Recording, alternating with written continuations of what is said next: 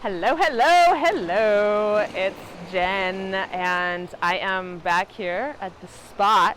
I did a lot of videos here, so if you haven't seen those videos, I'm going to put them somewhere in here. I usually, just FYI, if I refer to a video that I've done in the past, there's like a little icon. I don't know which side it is, but if you click the little eye somewhere, it like links to the other video. So just FYI. But anyway, welcome to the spot, which is fabulous little surf break here that's great for beginners. And speaking of beginners, I wanted to talk a little bit about today, kind of focusing on like 3 things that are actually the most important thing to focus on if you're actually a super beginner. So first off, I'm going to be talking about like seriously like first, second, third time surfing ever. Like this is basic, really beginner stuff.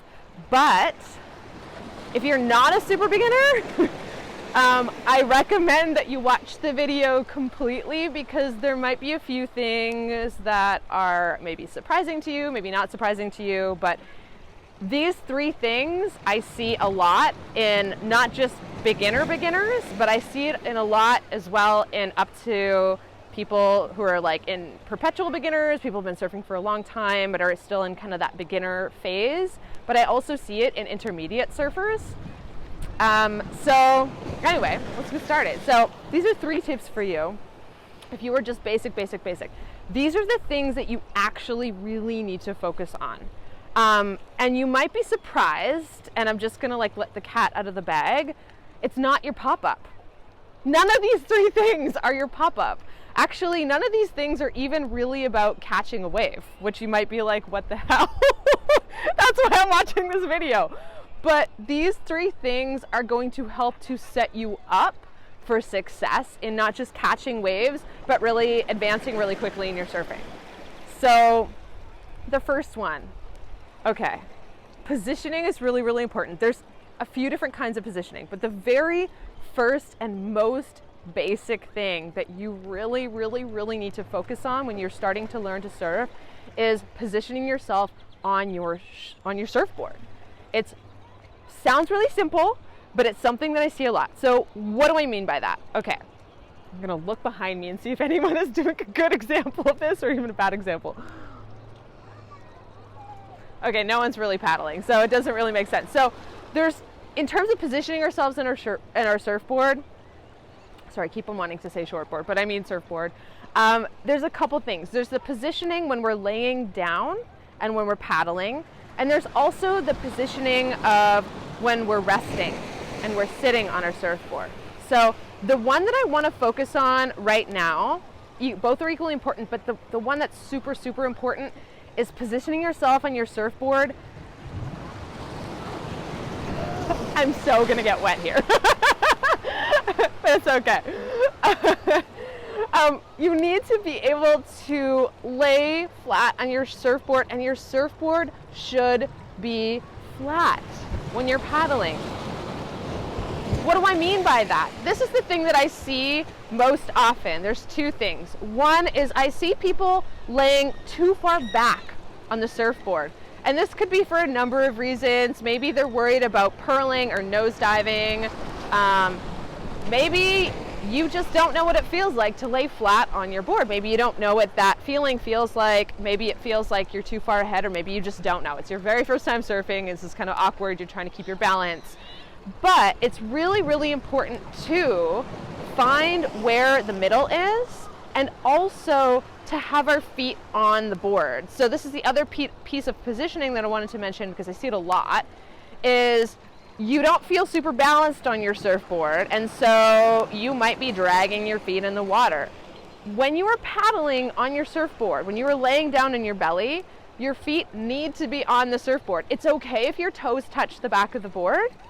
That can be really helpful. Eventually, you're going to get to a point where your legs can be free, and maybe you've seen people with arched back, but don't worry so much about that.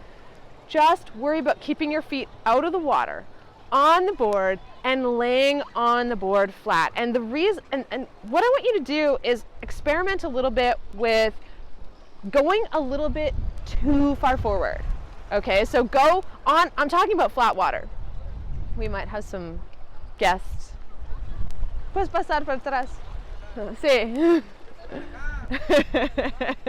We might have some guest appearances.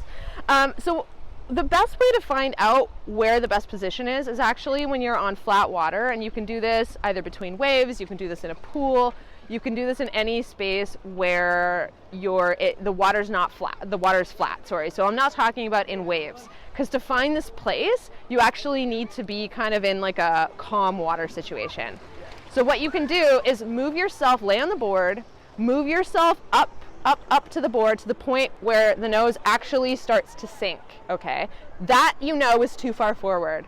Then what you want to do is start to kind of move yourself back a little bit, little by little, and you might see that the nose starts to rise up a little bit above the water, maybe about 1 inch to 2 inches. If you're a beginner, this is kind of where you want to aim for, that your nose is right above the water 1 inch to 2 inches.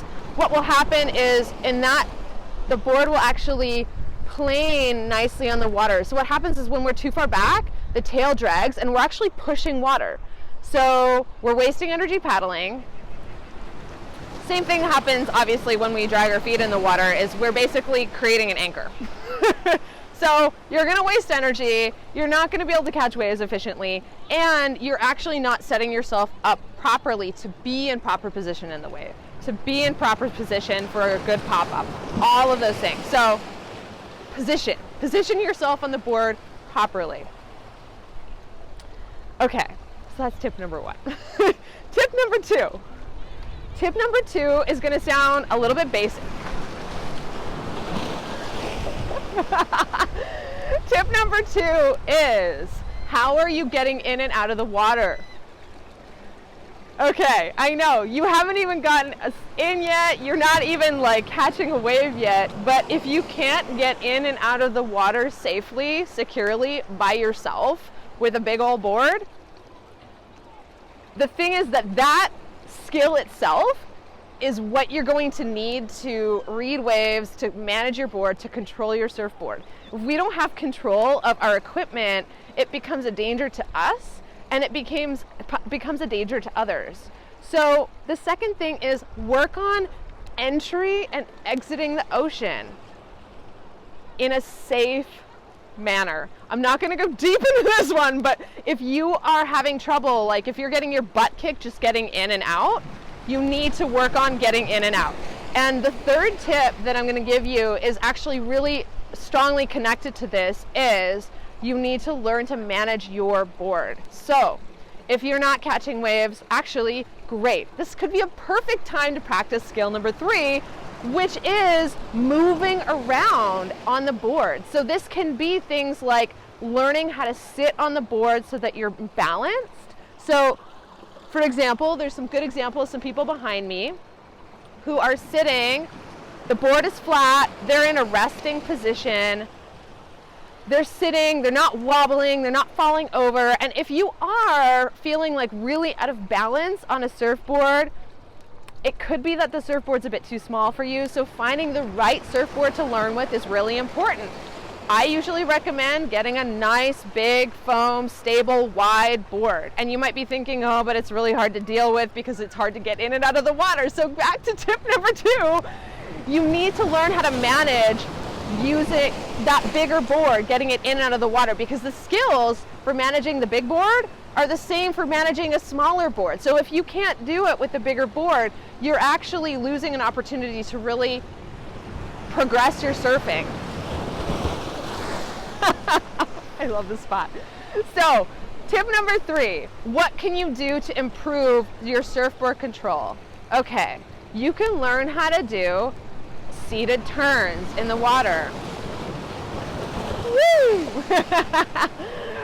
You can learn how to sit in the middle of the board and transition between sitting in the middle board and resting to moving yourself back towards the tail of the board and turning the board around. That's called a seated turn. So basically it's using the surfboard and our hands and our legs to be able to move ourselves. And this actually is a really important skill, not just when we're learning with a bigger board, but it actually helps us to progress to, for example, When we want a little power boost when we're paddling, a more advanced skill is basically, there's a lot of different ways, but some people basically just, I call it a boof, but basically it's a way of sinking your tail in and gives you a little bit of momentum so you can catch more waves more quickly. It's a more advanced skill, but the principles of it, actually, the fundamentals are in the seated turn. So if you actually don't know how to turn a bigger board in the water, those are the things that you can start to practice, and you actually don't need waves for that. So these are things that we can actually practice other than the exiting and entering the ocean safely. It's nice to have some waves so that you can practice your timing and reading waves and managing your board in the whitewater. Those are all super important. So anyway, in conclusion, I want you guys to let me know what you think of this. What are some of the challenges that you have? Do you feel proficient in any of these three things? And if you're not feeling confident, I actually would encourage you to focus on these three things rather than focusing on your pop-up. Your pop-up, if you're just a basic beginner, you're just learning, it should be the least important priority in your progression of learning how to surf. These three skills will not just help you feel safer and be safer in the ocean, but they're actually the building blocks that we all need to be able to learn more advanced skills and progress way faster when we're surfing. It also kind of helps to keep our focus down to our priorities. So it helps to kind of like when we're learning something, especially like surfing, there are like so many things to think about. There's so many factors and it takes time. So these are the three things that if you focus on these things at the very beginning, it will help you kind of cut out the noise, but it will also help to set you up so that you progress a lot faster in the future. This is kind of like my theory of like slowing down to speed up. So learning how to walk before you learn to run, because once you learn the fundamentals of walking, running becomes easy. So I think that's everything. Anyway, let me know what you guys think. If you like the video, give it a thumbs up, please. Share it, give me some love, send me some love in the comments. If you guys have questions, I always put my email in the description below. If you have questions that you want me to answer or other topics you want me to touch on. So anyway, that is it for today, and have a lovely, lovely day.